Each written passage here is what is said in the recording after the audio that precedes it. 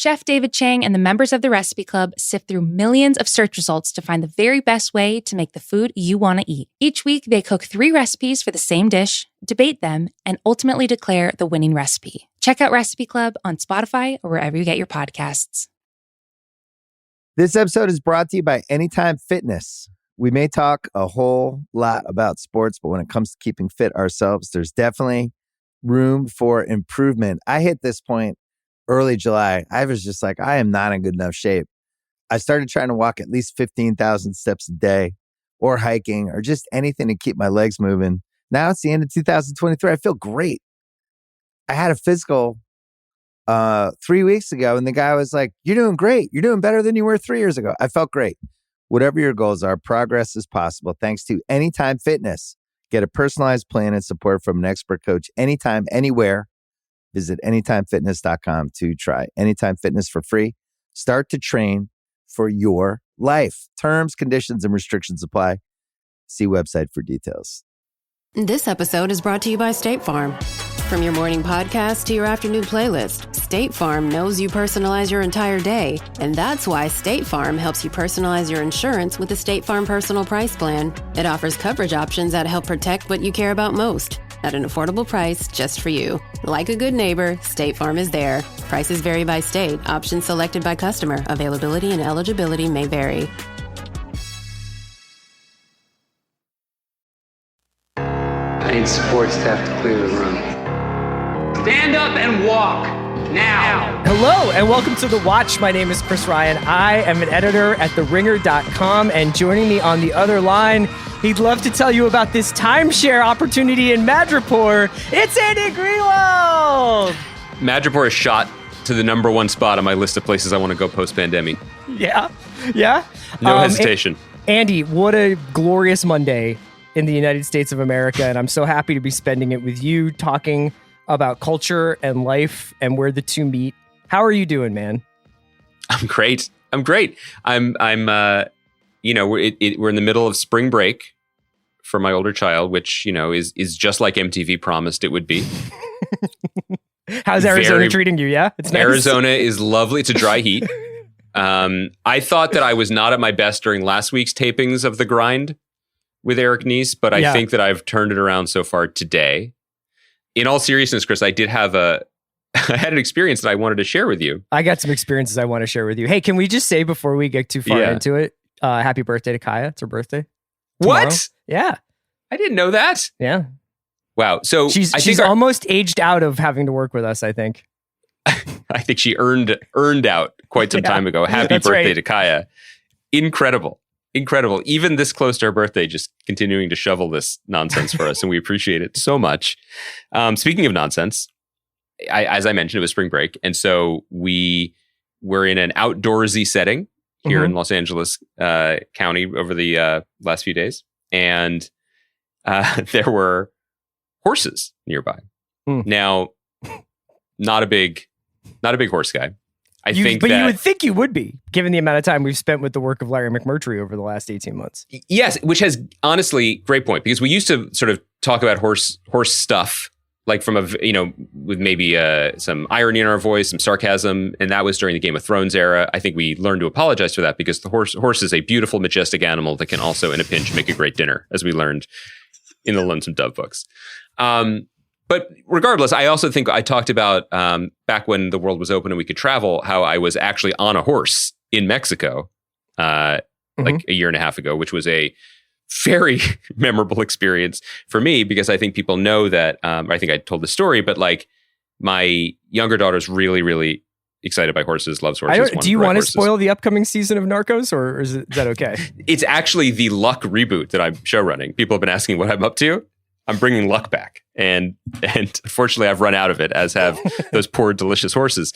No, so she really loves horses and wanted to go horseback riding. And we went horseback riding in Mexico, and the caballeros immediately like sniffed out the weakest link in the party, me, and put me on the horse first. And I had to have this like rictus grin of like, this is fine and great. I love this. Because you have to convince the children that like, sure. And you also got to communicate confidence to the horse, right? Yes, which did not work. But anyway, so fast forward, here we are in a more rural setting here in Los Angeles. And again, my younger daughter's like, can I ride the horses? And my wife called around and the people who answered were like, she's 4? No, she can't ride a horse. So respect, as always, to the people of Mexico for having their priorities right, at least in terms of what my family needs. I don't know if the horses agree. But anyway, all I want to say is there were horses nearby, and they're beautiful, beautiful horses, beautiful animals. And we would walk by, and the horses would be very gentle and come over, but not to me. So I, humble brag, as you know, I go running. And so I would go running, and the horses wouldn't even get up from chewing on the clover. Like they don't care. Yeah. Seen it all, done it all, heard it all, no problem. But when my wife would walk by, they'd be like, we sense a common, beautiful creature in God's menagerie, and like come over and like she would pet their noses. Same thing for my daughters, but they seem like much more oriented towards, I guess, the people who were excited to see them. Sure. I was more respectful distance. Anyway, all this is to say, we're leaving. And my family, the not me part of my family, decides they'd like to go say goodbye to these horses and bring them each an apple. Okay. Because horses love to eat apples and sugar cubes, from what I understand. So apple. So we go over, and it's a delightful scene. As soon as my wife and children arrive, horses amble over. Couldn't be more gentle and friendly. Each waits their turn while they each eat and really crunch a, no doubt, very expensive organic pink lady apple from our refrigerator. And it's a really nice moment. And then the horses are hanging around, and my children are like, can I pet its nose or whatever? And there's no horse supervision from like the horse ownership, right? No, this is very loose. Yeah, okay. This is very loose horse ownership. I kept thinking that Kicking Wolf, the horse thief extraordinaire from the Lonesome Dove novels, would have made quick work of this setup. Very low security. But anyway, the horses are just being very friendly. And I'm like, I think they probably think they're going to get more apples. So I'm like worried they might like start biting or something. I don't know. They're very gentle. But my wife's like, no, I think they just like me. They just really like me. And at that point, one of my daughters, my older daughter says, are they boy horses or girl horses? And that's when I realized that the horses are not excited for more apples. They just seem to be extremely excited. Are you serious? I would say that, but not just one. Both horses became visibly aroused to the point where I then had to remove my family. Be the weirdest anecdote you have ever opened a podcast with. Well, I could have closed with it. It is the weirdest anecdote that ever happened to me. But I think the horses were just randy, and they thought the apples were like living foreplay. In a Greek mythology tale, though. I mean, maybe they're centaurs. I don't know. But is this a thing that happens? Throwing it out there for the horse people out there. Are apples aphrodisiacs for horses? Do we need to apples build, like the Molly that Zemo was taking at the club in Madripoor? Do we have to raise horse fences higher, just generally? Like, is this all? Look, Chris, people tune in not for the anecdote specifically, but because we're not afraid to ask the tough questions. No, I hear you, man. So I'll just paint you a little picture of what I did yesterday. Yesterday was just like actually an all-time sports day. So your boy got up, got a bagel and some lox, and commenced with, I think, an honestly like 10-hour sports day. Wow. Watched Phillies sweep the Braves. That was watched great. The incredible national championship game between Arizona and Stanford, women's national basketball championship. Watched Jordan Spieth triumphantly return to the top of the golf world by winning the Texas Open. Watched a little bit of Angels White Sox. I was in heaven. There's a breeze blowing. My wife made a delicious potato soup from the Julian Taschen book. I'm loving life. This is a hot potato soup? Yeah. That's an 80-degree day in LA yesterday. You know what? It was okay. It's amazing. By the time we had it, it was cool. And I loved the soup was great. And I'm just feeling great. I'm feeling really good about life for a second. And I get myself into bed. I'm ready to go to bed. Yeah. And, I would imagine if we could look at it on a timeline, sometime around like 2:30, my dreams started getting super weird. Okay. And there was something, and I don't know what this says about me, but I know that at one point I was conducting a job interview with the very controversial public intellectual Jordan Peterson in which he was getting increasingly irate at my line of questioning. And then in real life, outside of my dream, the fucking planet shook. Yeah. And I was very disrupted. I was woken up. I feel like I was like nauseous for a second or something, or just like really disoriented. I was like, what the fuck is happening? We had like a little cluster of quakes last night. We did. And so it's really thrown me off, but my energy is back level again now that I see you. Yeah, it's interesting because as you know from text messages I sent you, my current hottest take is that California is great. I think it's a great place to live. I think the weather is very, very good. I think it's beautiful outside, and there are many places to go. That's my take. Stephen A. meteorology here. And then you're right, like around 4 a.m. or whatever. Well, Mama Cass, California is just like, you sure about that? Yeah. Just a little. That's interesting that you were having weird dreams. I had a very weird dream as well, but I think it was post-quake. And just to be clear, Jordan Peterson's not a guy that I give a lot of mind space to. So it was very strange. And it was also one of those things where you're like, this person probably doesn't look like who they are, but like in your mind, you're like, that's who they are. Do you know I don't what think you have anything to apologize for. It sounds like you were putting the screws to him. You know what I mean? I was holding him accountable. You were like the Isaac Chotiner interview. Yeah. But of a public intellectual who you disagree with. That's fine. That's all in the public sphere. My dream was I was very excited to get tickets to we're in our twilight if we're just telling each other our dreams. I thought you should know because I thought this was weird too. I had a dream. I've never had a dream about these people, but it was a Nirvana reunion concert where Grohl and Novoselic were the way they are old, but Kurt Cobain had quote recently been resurrected. Well, it was Easter. And today is his death anniversary, which is not something I knew or remembered. And it was a Nirvana concert. I've never dreamed about Kurt Cobain, never dreamed about Nirvana, but that happened. And then the second part of the dream, we saw our buddy Tim Simons, TV's Tim Simons, the Watch podcast friend. I was in your dream? No, well, he's our buddy, but he was in the dream. Right. Okay. And the matter of fact thing about him was that he was also a werewolf. And it was cool. It was just like everybody knows Tim's also a werewolf, so you just got to watch out.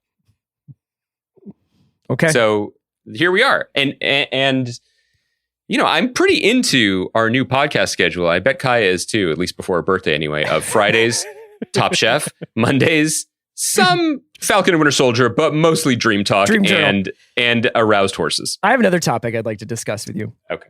The Iron Anniversary, which is something I just learned of today.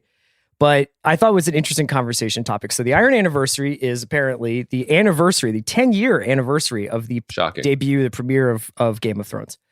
And HBO is celebrating this anniversary in an interesting way. So obviously a doc about the legacy and the making of and yada, yada. I think there's some other extras specific to the show. But it does seem like what HBO is doing to take advantage of this date is to kind of lean into the curatorial experience, like turning HBO Max into a curatorial tool for one of their legacy archive shows. Now, I didn't check before I got on the pod, so maybe I'll be proved wrong, but I don't believe they are currently doing this for any of their other sort of signature shows like Sopranos or The Wire. But they apparently are going to make a series of playlists, some spoiler free, some if you are only looking for the most hysterically bloody twisty episodes. Right. There's going to be a lot of like personalization for your Game of Thrones experience. They're also going to do a marathon of the entire run. But for one thing, I feel old because Game of Thrones started 10 years ago. For another, I thought this was noteworthy because so much of what they are kind of pushing forward in this announcement wasn't so much Game of Thrones, which I think is kind of feels like it never left and will be coming back next year, as we've discussed before or soon. But it is like this idea of a new way to watch Game of Thrones with our in-house streaming service. Mm-hmm. Yeah, I agree. And I think it's worth noting, you mentioned we're not seeing this for Sopranos or Mad Men or, sorry, not Mad Men, Sopranos or The Wire or Dream On, is because the Game of Thrones is active. It's active IP. And yes, Sopranos, the movie, I think, is finally coming out. I think it's coming out to HBO Max because David Chase David Chase literally has become Al Pacino in Godfather 3. Like, he keeps trying to quit TV and he can't do it. But it's a no-brainer to celebrate the anniversary of such an important project and product for the company and for the brand, but also to do two things: to give it that little spark, that little jolt of life, to remind people that it's an active, ongoing concern and there's a way to stay connected, and perhaps a new way to stay connected. Also, a way to reorient people's brains so that HBO Max is the home of Game of Thrones, not just HBO where the way you watched it 10 years ago. Yeah. So I think it makes a lot of sense. That said, I am also kind of interested, and we keep talking around the margins of this, but as these services become a little more entrenched and hopefully, stabilized in terms of whatever their paid user base is or what they're seeking, very interested in the curatorial corners of it. Because the thing is that we spent a lot of time last year talking, proportionately about Criterion Channel, and one of the great aspects of that service, aside from its overwhelming contribution to society in terms of its cinema library, is your ability to kind of sort through by director, by country, and make your sort of watch list so that you never really are out of stuff to watch. And there's all these different ways to explore the service. And, I was talking earlier on TV Concierge with Juliet about how Paramount Plus doesn't have like a watch list My Queue function yet.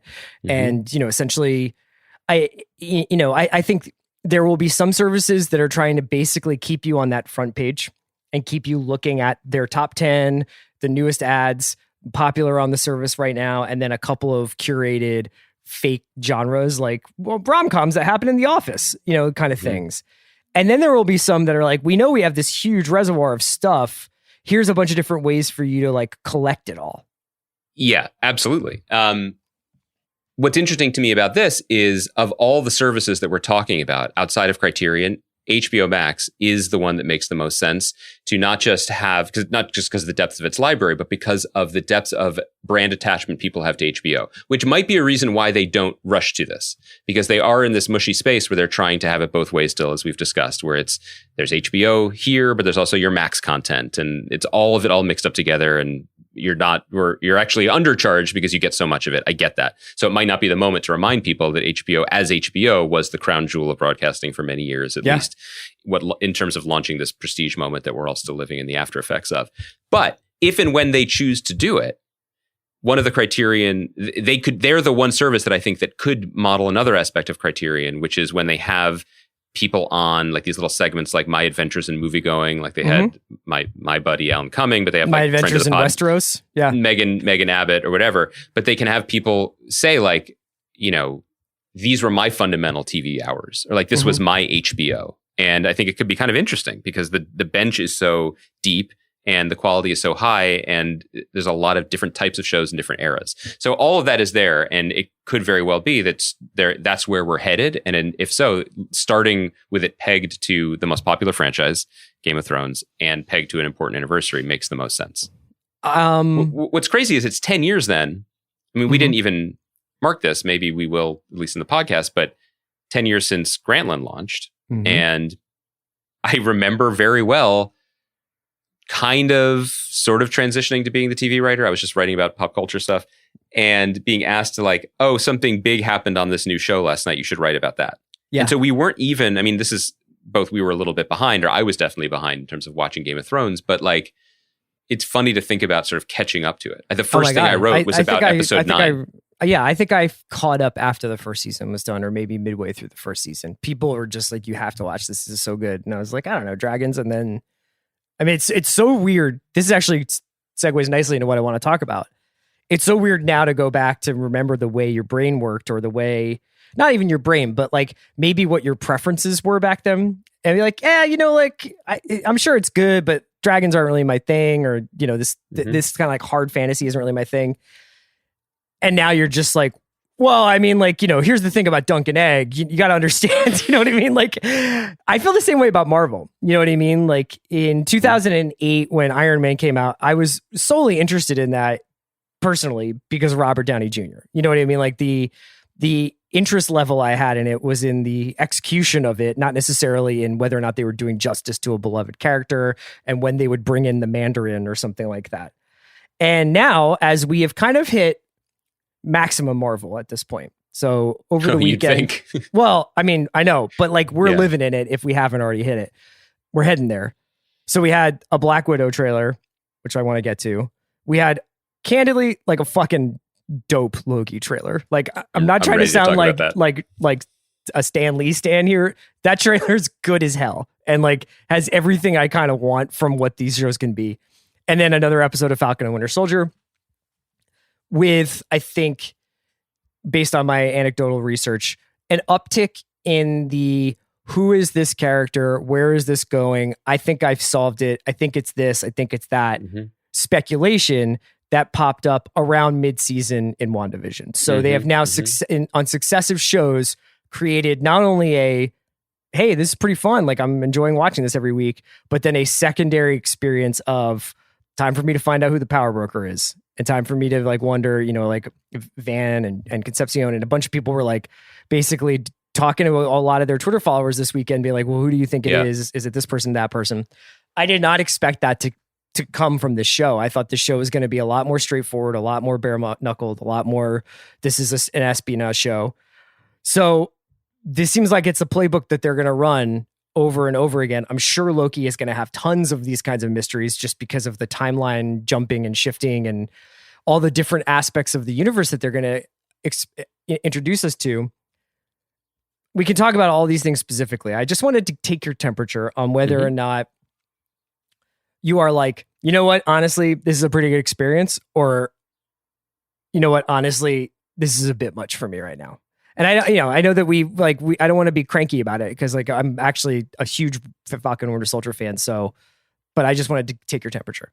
You mean in terms of all of it hitting at the same time? Like we're all starting of it to hitting feel at the same time, and it kind of feeling like this is what TV is. Like there is not a ton of oxygen out there once you get past, and maybe that's also because there's not a ton of shows. We're waiting for Mayor of Easttown, but like there's not a ton of scripted stuff coming in and it's around. It's a great question. I think that I don't really have an opinion because I'm still sort of figuring it out. We are, you know, you say that we're at maximum Marvel, but because we're only in the second show, we haven't yet reached a point that I think we might reach. I mean, if it were up to Kevin Feige and the people at Disney Plus, like that, we'll never reach this. But I'm curious if we will reach a point where the shows are so plentiful, but also so diverse that it might one day be possible to not have to consume all of them with the same level of appetite. You know, to your point, Loki just looks like the kind of show I want to watch. It has the tone, it has the performances and the actors specifically. They put Boku juice boxes in the commercial. Like, do you remember that? That is like a Proustian lunchbox thing for kids who are, you know, grew up in the 80s and 90s. I'm very excited about that show. Falcon and Winter Soldier, I enjoy. Maybe it's the nature of the show itself. Maybe it's kind of diffuse because of other people are saying, you know, it's clearly it's a 6-part movie that they broke up kind of haphazardly. I'm not sure about that. My take on it is that it's doing a lot. It's doing a lot. And because it is broken up the way it's broken up, I'm not sure what it's the most interested in doing because you chase one ball and then you chase another one and there are just a lot of balls in the air. And it's really almost critic proof at this moment because I'm not sure which is the show and which is misdirection. So I'm okay with it. I guess what I feel weary about is that expectation that everything fed down the chute is worthy of, or not worthy of, that's not fair, but demands the same level of passionate curiosity and engagement that I need to know all of it. And sometimes with something like the Power Broker, I mean, that is a very vague comic character that is being upcycled into the MCU and might prove to be more interesting there than it was in the comics, at least as far as I know or remember. To me, it doesn't matter yet. You know, I because I don't watch TV, and many people do, but I personally don't watch TV as a series of puzzle boxes. I'm cool letting a week or two go without finding out. It doesn't really matter to me. If they do the thing where Sharon Carter, and we'll come back to her in a moment, no doubt, she is the Power Broker all along. Well, okay. Tell me more about Sharon Carter. That's fine. She's had a pretty chill pandemic blip Right. year. You know what I mean? Right. Pretty interested in what she's managed to accomplish. But I think that's kind of my take on it. I know that what was so impressive about the MCU was the totality of it, that everybody had to experience everything, and that is just, candy to a multinational corporation beholden to shareholders. The bet is that you can then just change the tap and just keep it running and have even more flowing through it now through your streaming box. But I also do think that they are, because they're smart people, mindful of the fact that people have limited amount of free time and free energy, and to devote to all of this, one would think, especially as the world opens up again. And they are probably aiming towards a place where not everything is essential, even if sometimes it feels like it is. I think that if there's any and I guess I can't think of another way of putting this spidey sense going off about any of this stuff, it's that what we saw happen kind of in the movie theaters, which is a lot of these franchises essentially, I don't know, necessarily elbowing out the mid-tier drama or the studio film that was just like a one-off, well-made, genre movie, whether it was like a thriller or a courtroom drama or whatever. I guess there's a little bit of alarm or sensitivity to the idea that also happening on television, where even if Invincible, for instance, is good, Invincible is now is that like Terriers? I don't know. Is another superhero show going to be the superhero show that you should be watching when you're not watching your superhero shows? Well, I guess that's true. And that's totally cool. But it does seem to be a little bit of a market saturation. The thing you're saying about how you're watching this show and whether or not you feel compelled to do a deep dive or to kind of do it like a secondary forensic investigation into all the plot points. When I did when me and Fantasy did the Unstoppable rewatchables, or no, it was I think it was me and Bill with Quentin Tarantino, and I did a bunch of Chris Pine research back then, and he gave this interview. I think it was on this YouTube interview show called The Off Camera Show. And is that Jordan Peterson's show? No. And the guy asked him, Sam Jones asked him, how hard is it basically to play pretend when you're doing a big budget action movie like Star Trek? And he's like, there are times, there are times when I went up to J.J. Abrams during Star Trek and I was just like, what the fuck is happening in this scene, man? I don't even understand. And J.J. Abrams said to him, look, you're going to run through the door. You're going to say the line really fast. The camera's going to be coming at you at 50 miles per hour. The music's going to be blaring. And all the audience is going to know is something is fucked up. And I think that is how I am appreciating Falcon and Winter Soldier. It has great tempo. They're moving through these scenes really well. The chemistry among the cast is pretty top notch. And that was on display, especially between Brule, Sebastian Stan, Anthony Mackie, and Emily Van Camp this episode. Wyatt Russell's dynamite. And yeah, do I really think that the Carly Morgenthau Flag Smashers plotline is illustrating the economic disparity in this planet? No, but it's not bothering me because they move fast and I'm just I just know shit is fucked up. There was big Atlanta hang energy between Brule and Mackie and Stan. I think that it's the kind of experience you can only have if you've just been apparently granted a lifetime pass to work. They're just this is sweet. You know what I mean? And they just like each other. And I'm not mad at that. I enjoy that. I enjoy seeing good actors get paychecks and a chance to hang out. Okay. Well, I have specific things to say about Falcon and Winter Soldier because I took a week off from it, but I do want to say broad strokes.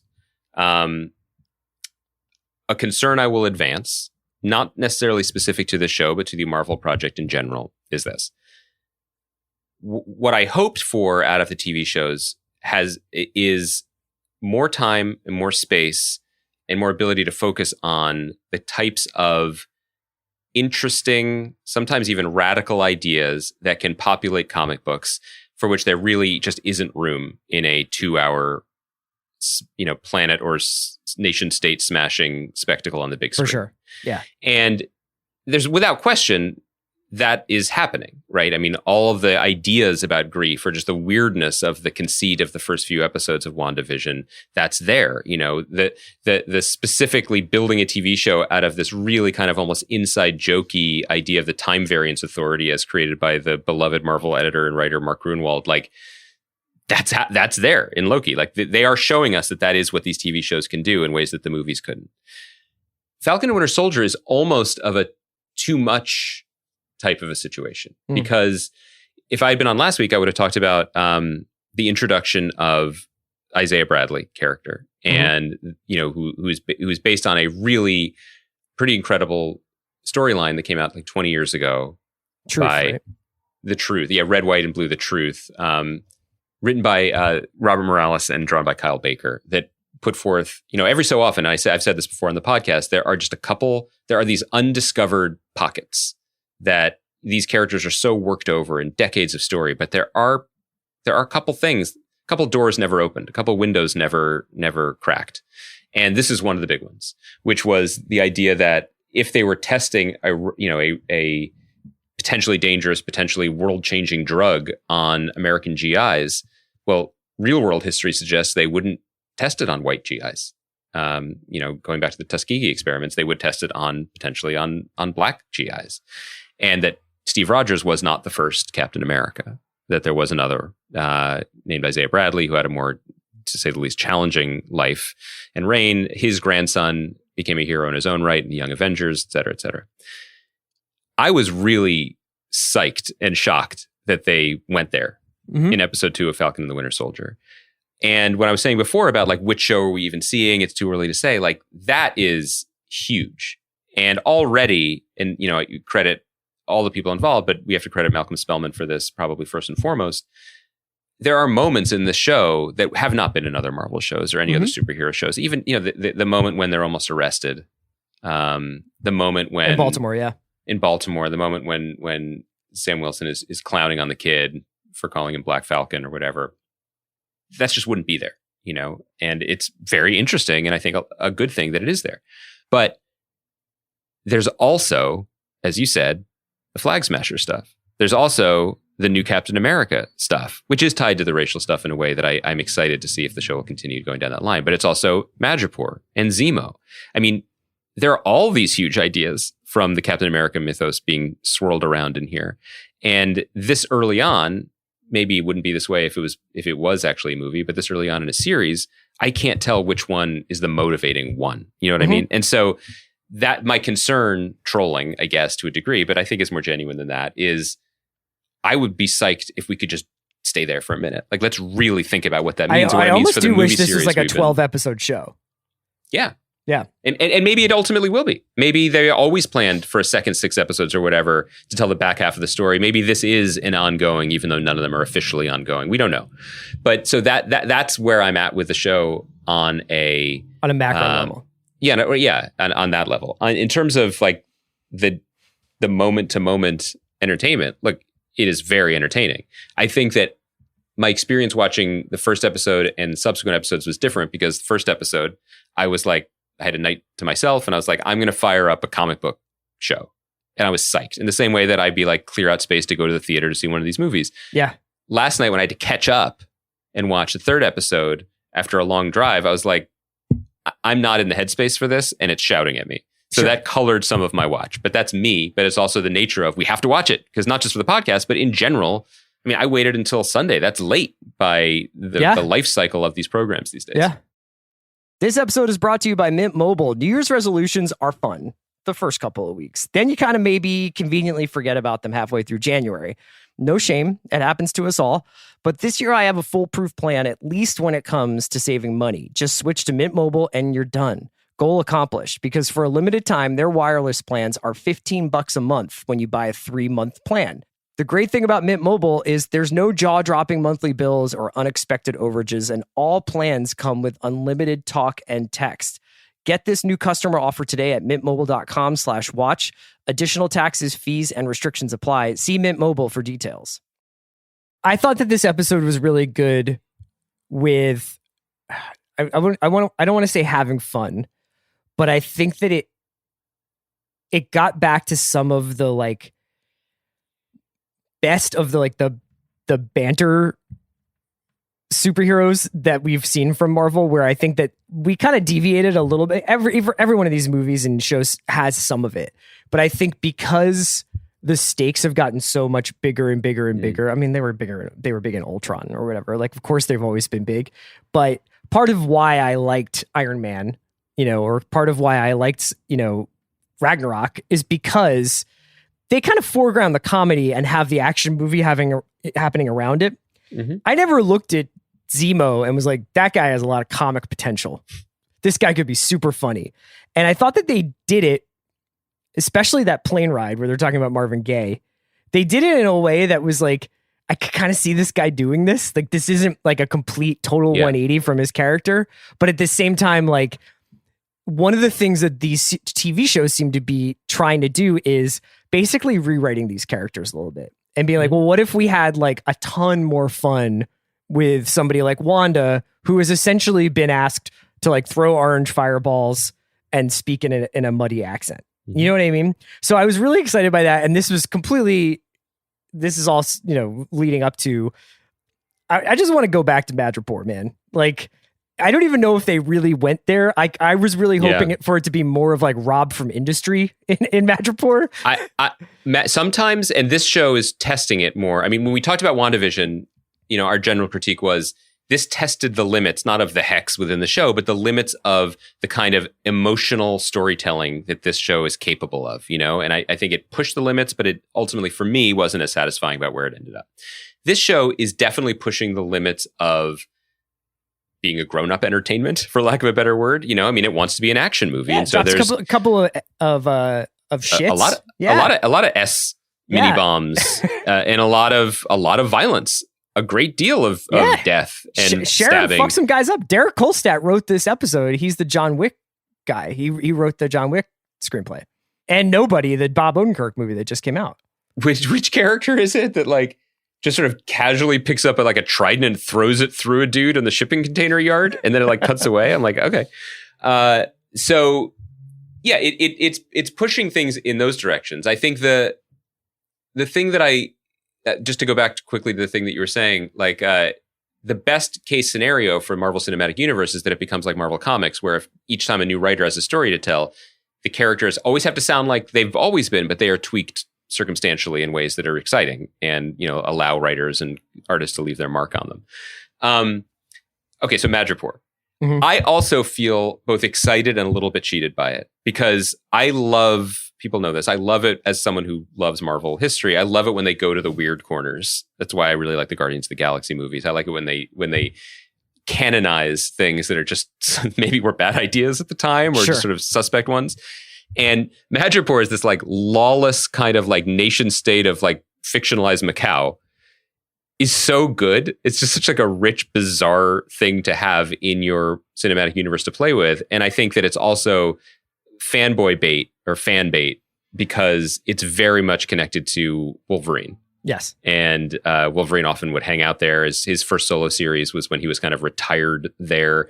I sent Chris last night one of my favorite covers ever. It's like Larry Hama's Wolverine, like number 8, and it's Wolverine in a tuxedo with the Gray Hulk when he was that was his mindset. And they were like bouncers in Madripoor. The fact that for the purposes of this show, which is doing something very specific and using it in a very specific way, it kind of had that just generalized underground rave. Sure. Matrix 2 kind of thing. Yeah, where it's like it was closer the people to here Matrix have 2. tattoos and shaved heads and machine guns. And we all look up when the record scratches on like the Deep House track from 2003 that's playing. Yeah. That's not as perverse as I wanted. The word, like the drugs are like snake intestines, but nobody's doing like ketamine or Molly, but like, let's just pretend, Yes, I think your industry parable is great. I feel like Madripoor should just basically be like certain parts of London, as written by our pals over there. Did you notice much of a distinction between Hightown and Lowtown? Great point. No. They made a big spectacle about that on the bridge when they were about to drive into Madripoor. He's like, here's the thing, man. Hightown is like this, Lowtown is like that. And then they do a little bit of time in both, and they both seem basically the same except for nicer lofts where Sharon's living. If you want to nitpick, I mean, I was curious that Sharon Carter, who, by her own admission, is a fugitive from her own country and has no safe harbor anywhere on Earth, yet she lives in a sparkling loft and seems to get her clothes exclusively from Assassin by Ann Taylor. Okay, I'm fine with that. There is just she wasn't like a big drinking, like face busting character before, was she? And I'll be honest, I bumped a little bit on that. Okay, so she is now like Jason Bourne in Jason Bourne, where she's just like bare knuckle fighting and having like a long pull off of Buffalo Trace, but like and killing a bunch of dudes in a shipyard.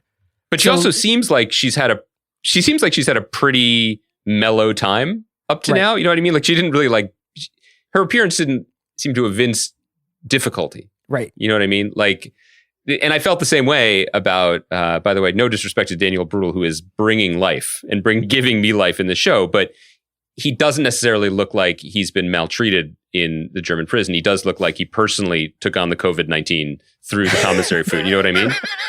Like he definitely, like they called him and he was like, "Oh, do I have to do action?" They were like, "Yeah." And he was like, 9. Like he just flew to Atlanta. Can I ask you before I'm sorry, I know we have more to say about Madripoor, which I hope we do see more of, not just in the show, but in the Marvel Cinematic Universe going forward, is evidence of just like how rich and deep this world is that they could just toss off a place that could be its own show. Sure. And even more so and more naturally and easily than Star Wars can. Like, I don't like to ask for work, but get at me about Madripoor Nights. You know what I mean? Yeah. Like, like handheld, gritty. Maybe it centers on like a club promoter trying to make it work while the power broker is also peddling super serums. Are we just pitching? Because what I would do is there's a Netflix show that I've mentioned before called Midnight Diner Stories. Like it's a Japanese show. And it is so No, there's not. No, there's not. Yeah, there is. There's just a guy who runs a diner. Midnight Diner Stories. It's called Midnight Diner Tokyo Stories. It's on Netflix. And it's about a place in Tokyo that's only open from like midnight to 6 a.m. And the master is there and he makes whatever people want when they come in. And then like someone will come in and she's like a famous TV screenwriter, but she's not writing her truth. And then but she wants a certain dish that reminds her of childhood. And then it is very chill. Is this programming. Reality show or is this a... No. Oh, okay. It feels like it sometimes because of its commitment to not actually having stakes, but I kind of enjoy it. And I feel like Midnight Diner Madripoor Stories would be an upgrade. Okay. So what I wanted to ask you, Chris, because I know if anyone made it this deep into the podcast, they've already heard us confess our dreams. I wanted to ask you something about Baron Zemo when we meet him. And my question is, and listen, you are an upstanding guy. I don't see this in your future. But Chris, if you ever did run afoul of the law. Sure. You know what I mean? If Johnny Law ever caught up to you. Yeah. Being too good at podcasting and they were like, "You're under arrest." Exactly. You read my mind. What kind of prison guy, Chris, are you? I've talked about this a lot. Oh, okay. So here are my questions. Here are the 3 choices I have. Maybe I don't have enough categories because you've seen more prison movies than I have. Are you get swole guy? Like, are you just pumping iron in your cell? You know? Okay. Are you help out in the library / become spiritual guy? Probably not. Pushing the cart, advising the young ones. It depends on what kind. Okay, you can finish. What's the third option? The third option is the Baron Zemo option is, are you just sit on your bunk and stare into the middle distance for days, months, possibly years until someone comes to bail you out? I've said this before on other pods. My job would be fixer. My job would be the great uniter. I would move between groups. I would try to make sure we kept the peace relatively. That's a dangerous gig. Yeah, but you know what I mean? Like, it depends on the bid I'm doing, but you have to make the most of your time. You know what I mean? Otherwise, you do the time. Don't let the time do you. What's incredible, Chris, this is actually who you were in New York City between 1999 and 2008. Like, if there were people at a bar sitting at different booths, Chris would float between them. I'd be like, "You guys want to go to Madripoor?" You guys, I'm actually personally going to Madripoor. You're welcome to come along.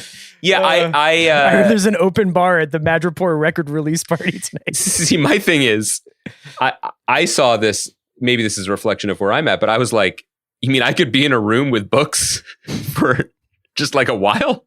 Yeah, I wanted to ask you, psyched. There's like a brief second when Bucky goes into that cell, and it's like Zemo's like, "Yeah, I've been reading." And Bucky's like, "What are you reading?" And then the world is their oyster at that moment. They obviously pick Machiavelli. But can you imagine if he was like, Richard Ford's Independence Day. It's like I've been reading the Frank Bascom cycle, and I really have become nostalgic for a taste of New Jersey that I never knew. Did you know there were root beer restaurants, Bucky? And Bucky would be like, yeah, I fucking know. I'm 106 years old. Yeah. My blood is half vibranium, half root beer. Yeah, I mean, do you know, with the understanding, the umbrella that like, I just think we're enjoying this, like, and it is, and maybe it's better because there's not much to read into it. It's just, it's fun. I really like this show a lot. Do you know what they're doing? Like, what? Can you graph why are they their going to these goals places? to me? No, this is, and I've seen a couple of other places point this out, but this is this style of storytelling to a T to some extent, where it's just like task and side quest oriented business, where you're just like, why do you guys have to do this? And now you're dressed that way, and yeah, okay. Right. And I think that I can kind of watch the parallel lines of there's John Walker, and he's kind of like, there are only certain things I'm allowed to do as Captain America. Right. So I'm going to let these guys go freelance the case, whatever the case is, I guess, trying to track down this missing batch of super soldier serums. And he's like, I'm going to track them while they track that. So there's like this kind of cat and mouse thing going there. I honestly don't understand like why there needed to be the first you have to go talk to the fence who gets killed, and then you have to go talk to the doctor who gets killed, and then at the end we basically find out Sharon's either working for the CIA or is the power broker, right? Like she has like whatever is going on, she apparently has a personal assistant who drives like a nice car and is like, we've got an issue with these guys. And also obviously you can't really trust Zemo. Yeah, listen, Chris, what about Zemo though? It's right there for us. You could never trust him. I wanted to, you mentioned John Walker. I didn't get to talk about that last week. Kind of, again, maybe represents all my points of view about the show. Because, mostly good. Let's start with the good, which is Wyatt Russell, fantastic. Always. I mean, he should be in our cult hero pantheon for this podcast. Just love him as a performer. Love the casting. What I really loved, though, and what I really admired from the beginning of episode 2 was just the simplicity of a slightly counterintuitive choice, which is we're left at the end of this first episode in the heads of the characters we've known, Falcon and Winter Soldier, who are like, F this guy. This is a disaster. And then episode 2 begins by letting us meet him. And he seems pretty cool, pretty decent, you know? And I like that. I just thought that was a great choice and made him a more compelling character for the show and whatever else he has to do going forward. So I really enjoy that dynamic.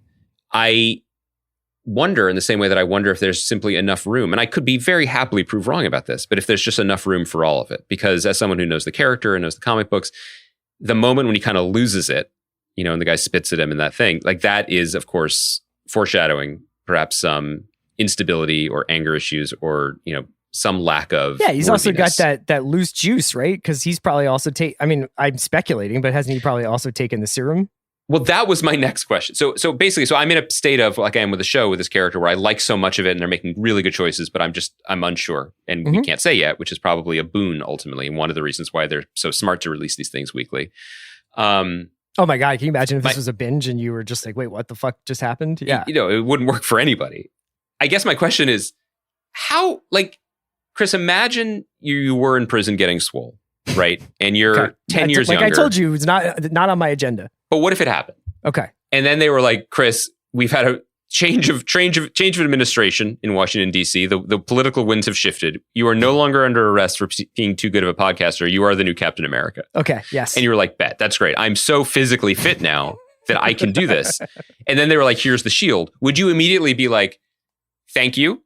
Not only is this a powerful symbol and a great defense, my years of, CrossFit and discus training in prison have put me in a position where throwing this 300-pound hunk of unbreakable metal and having it returned to me like a boomerang in the outback is no big deal. Yeah. Do you know what I mean? Like, I feel like even when they said like John Walker, special ops Navy SEAL hero, you are Captain America, it would take 3 years minimum I don't even know how you train for something like that. It's what I'm saying. Are there a bunch of Captain America wannabes walking around with no right hand? Because they were like, they mishandled the shield. Also, you have to be Captain America. You have to be wild reckless with the thing that defines you as Captain America. You have to literally constantly be getting rid of it. Yeah. Yeah. You know what I mean? Not even Thor throws his hammer so that you would much. have more anxiety about losing it. Well, like you misplaced immediately. It. Right. When they have the convoy battle, this is the same version of me that, like, you know, when I played Grand Theft Auto, just like talked nicely to people and drove the speed limit. Like I was mostly worried that he was going to lose the shield without question. And I was also thinking, bringing it all the way back to family, was rereading my favorite book of my childhood with my daughter, Dallaire's Book of Greek Myths. And one detail that I did not remember, a lot of people know the Perseus story. Maybe they saw Clash of the Titans or whatever. They know Medusa. They know the hits, right? But what they don't know is that Perseus's birth, there was this prophecy that his grandfather was told that, like, your grandson is gonna kill your ass, and he was like, "Oh no, I better put my wife and son in a chest." Story? Yeah, and put you out to sea. And then he came back to take over the kingdom, and grandfather was like, "Oh shit!" And like, "Here, you be king. I'm gonna leave, so you never have to kill me, and we'll be fine." And Perseus was like, "Okay, I'm king now," and he was a great king, but he was also super fit, swole king, right? And so while being king, he's also like entering various, like, not even Olympic games, like pro-ams around just Greece. Like fight clubs? Just basically just being an athlete also. Sure. And apparently at one of these, they were like, "King Perseus, like, you're the best at throwing the discus." And he was like, "Cool, I am." And he picked up the discus and he threw it, but he did a bad throw. And it killed an old man in the crowd who was just trying to enjoy his afternoon. Yes. Yes. So, the first Greeks. Of all, dead Acrisius. Perseus was so bummed he never went home again. But Perseus, by the way, spoiler alert, then was just like, "I can't go back to Argos. I'll just build a new kingdom and walled city." Those and guys rule were that so shit. inventive. Like, And they would act industrious. like they had a tragedy, and then but they were like, "I have to marry these other 17 women." But my point is, Perseus, say he was Captain Greece, even he had a bad throw. Yeah. So hey, I don't know, man. You read the comics. Like, does John Walker ever have, you know, like a Donovan McNabb-esque throw on third down with this thing? he was tired. He was winded. Chris, you brought it up, though. And this was the question I was going to ask you over text, and it didn't involve a 3-minute detour into Greek mythology. Is he juiced? Is he on the juice? Yes. Or any kind of juice? Yes. Have we seen that? No, but I don't like. How can you have the same powers as those guys unless you're on it? That's what I was wondering. Right. I thought he wasn't. I thought No, they were he's just not like the Bo new Jackson. Captain America. Yeah, he's just like very clearly like a super soldier. And like, I thought- we're finding out that there's so much nefarious shit going on in the background with guys getting tested. So basically they found out, basically what they did, the US government in the MCU looked at the history of the Tour de France. And for years they were like, Yes. why can't Americans win this bike race? And they were like, oh, if we swap our entire blood flow with plastic bags of fresh blood every night, we can win the Tour de France. And then as soon as they're like, no, we only want the same blood you came in with, they're like, well, Americans can't do this anymore. Right. So they didn't try to float a clean game post-roid era home run hitter. They didn't. They clearly are juicing something. I don't again, think right? so. I don't think this is a guy who like came out, hit 20. Remember when people used to hit 26 home runs and it was like, Yes. God damn, that guy mashes. You remember when Brady Anderson was just like, I am a workaday. Sorry, Mallory Rubin, cover your ears. Like, I am a workaday player. That he shows up one year, 2 inches taller and fully bald, and it's like 60 home runs, and everyone was like, what a success story. See, hard work pays off. That's like, see, kids, eat your Wheaties. You too could be Captain America. Okay, so I appreciate this because I was really hung up on the fact, not that he was like a tough fighter, because I believe that anyone, look at Sharon Carter in exile, can become a This deadly is why MMA I was bummed out challenger. he didn't go to Madripoor, because you know he would be up in the club telling people like, yeah, you know, I work out a lot. Today was arm day, so it's cool. It's pretty cool shield. Happy to show you. I'll throw it if you want to see. John Walker, yeah. I just want to know, and maybe we'll get a chance to see this through the course of the series, but like, I want to know what your Mendoza line caliber Marvel athlete can do with the shield. So Okay. if Sharon Carter picks up the shield, what are the limits of her ability with it? And what would happen if she tried to throw it? I don't Right? know. It depends on how much whiskey she's had. Or Sam. Sam Yeah. is not juiced or superpowered, right? He just has wings and he's kind of a tough guy. Right. And they were giving it to him. Yeah, and Bucky is juiced though, and he also has the metal arm.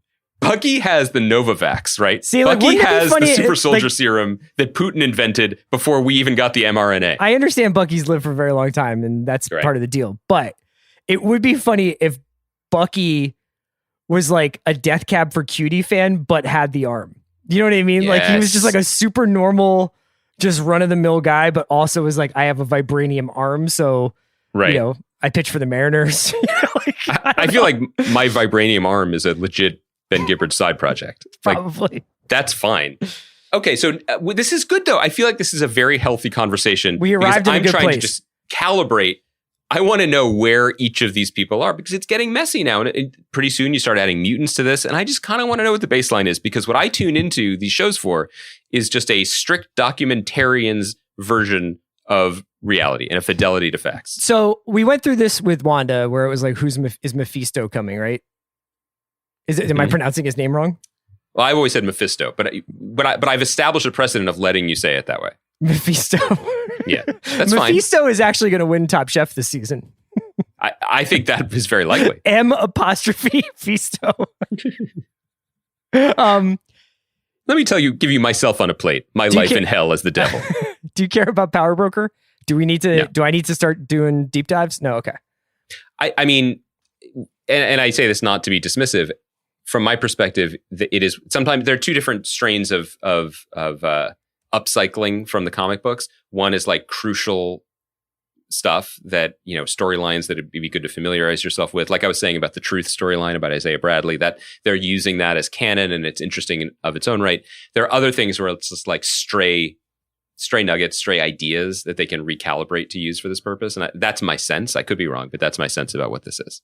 Okay. I think we've arrived at a great place, both with our relationship and this podcast and Falcon and Winter Soldier. So why don't we wrap it up there? We'll be back on Friday. We have a special guest joining us for Friday's podcast, which is our Top Chef recap show, but we'll also throw in some extra stuff.